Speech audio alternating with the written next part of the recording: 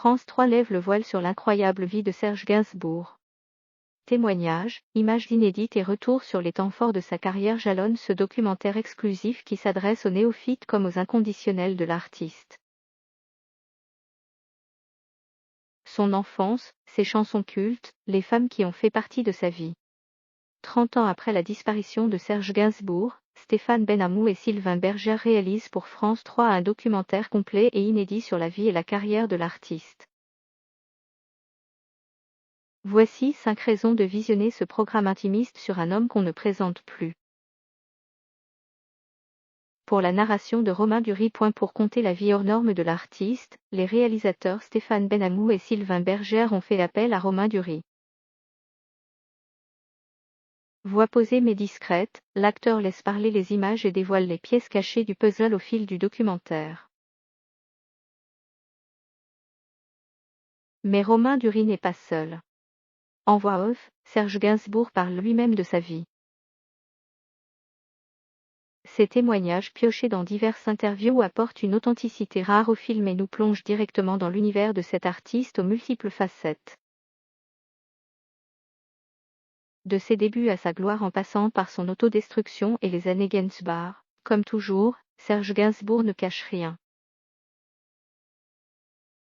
Pour les images d'archives inédites. Plutôt que des séquences lues et revues, Gainsbourg, toute une vie emmène le téléspectateur dans les coulisses d'une carrière pas comme les autres. Ses débuts dans la musique après avoir mis de côté la peinture, les enregistrements de chansons, les tournages, les rencontres artistiques, ce panel riche de vidéos et photos jamais dévoilées auparavant sont enrichis par les témoignages intimes et poignants de Jane Birkin et Charlotte Gainsbourg. Pour la première fois, l'actrice et chanteuse a accepté de parler de son père devant la caméra de Stéphane Benhamou et Sylvain Bergère. Au plus près de l'artiste, le documentaire dévoile les secrets de la composition et de l'écriture de ses albums et le timbre unique de sa voix nue lorsqu'il enregistre ses chansons. Pour ses chansons intemporelles. L'histoire démarre par L'eau à la bouche, son premier succès commercial qui le révèle réellement au public et fait changer le regard du public féminin à son égard. Le crooner se dévoile et dédie des chansons aux femmes qui ont jalonné son existence.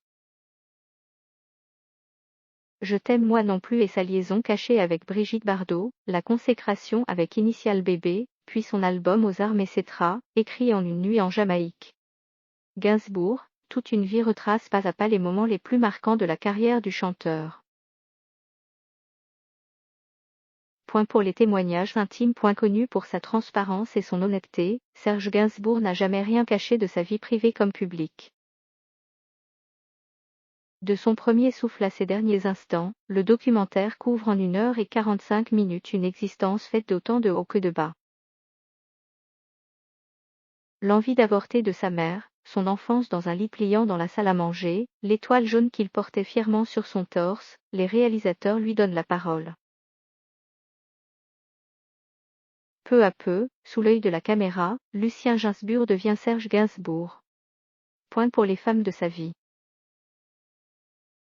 D'Elisabeth Levitsky, sa première épouse, à Brigitte Bardot, Jane Birkin ou encore Bambou, Serge Gainsbourg, toute une vie lève le voile sur sa relation aux femmes. Elles ont transformé sa vie autant qu'il a su transformer les leurs. Les confidences de Brigitte Bardot et celles de Lise Levitsky permettent de retracer l'itinéraire amoureux d'un homme dont les chansons tournaient autour de sa passion pour les femmes. Grâce au témoignage de Jane Birkin, leur rencontre sur le tournage de Slogan se revit comme si nous y étions.